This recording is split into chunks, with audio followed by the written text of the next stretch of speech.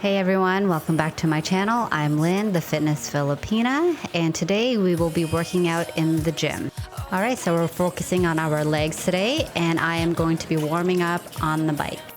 So I will be doing a 10-minute warm-up on the bike, but if you'd like, you can use a treadmill, skipping, Stairmaster, just whatever you prefer.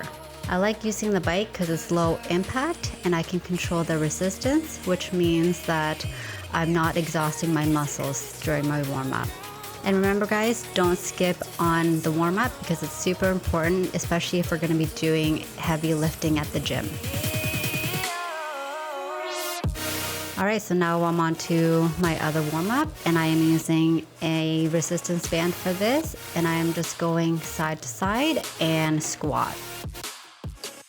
Now you can really do anything during this part of the warm-up, so the point of this is to just introduce some resistance and get our muscles used to that. Now I like using bands so I can pick up which one will give just a bit of resistance. I usually bring my own bands, but most gyms have their own as well. So for the last part of the warm-up, I'm really going to loosen the muscles by rotating on transverse planes. Now these movements also require stability and balance, so it helps with warming up your nervous system and mind-body connection.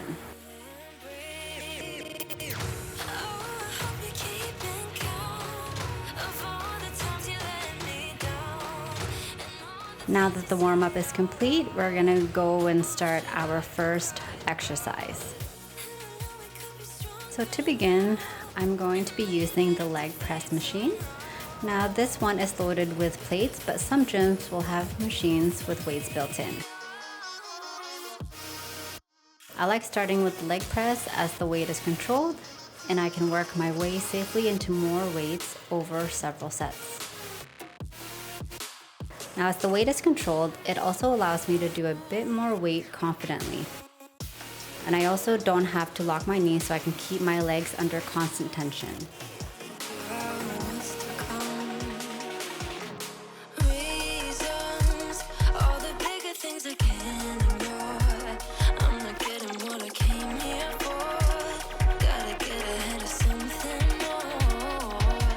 When I'm doing a leg press, I prefer to keep my feet at about shoulder width apart and facing slightly outwards. Comfortable foot placement is very important, especially at the lower part of the exercise, so that your hips remain strong and you don't strain your lower back. For the leg press, I'll be doing 3 sets of 15 repetitions. I began with 45 pounds on either side for the first 2 sets, then I added 25 pounds to each side for the final set. For the second main exercise, I'll be doing hip thrusts. Now this gym has a bench specifically made for hip thrusts, but you can do these using any bench or even on the floor. I'm starting off with just my body weight to make sure that it feels good before I go ahead and add weights to the exercise. I'll be using a dumbbell for the weight, but you can use a barbell, kettlebell, or even resistance band to produce resistance. It's very important to get the proper placement of the weight to ensure safety and comfort while you're pressing upwards. I put the dumbbell across my hips where the most stability is. It's on the opposite side of the small of my back. Too high or too low, I feel like there's more restraint and not targeting the glutes as well.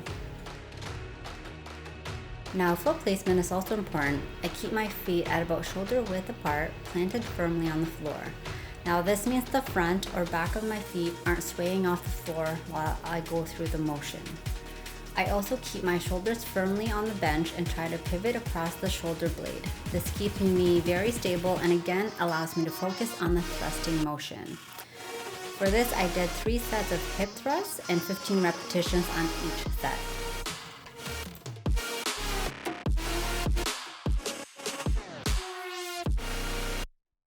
Now for the third and final exercise in the workout, I'll be doing bodyweight step-ups. Now this gym has a box to use, but you can use anything for this exercise, including a bench or even stairs. I'm using body weight, but you can also do this one with weights in your hands, kettlebells, or resistance bands. As this is the last exercise I'm doing, I wanted to just do body weight so I can really press my legs to exhaustion. Although it's body weight and not very dynamic, it's still very important to keep a neutral spine and great posture. Even though it's the end of the workout, it's still not time to slack. Now I'm doing 3 sets of these with 15 repetitions on each leg. The tempo of each rep was a bit quicker as well. As there's no weights, each repetition can be completed with a shorter break in between.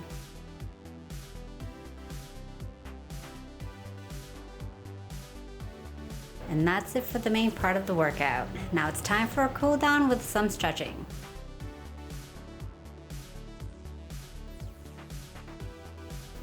So be sure to get your food in after the workout as well, especially after a weighted leg one. I've been using Dymatize ISO 100, which tastes great in Fruity Pebbles. It actually tastes like Fruity Pebbles, and it's delicious in a smoothie or on its own.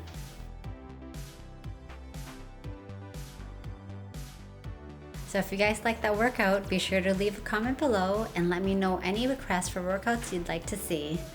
Thanks for watching. Bye now.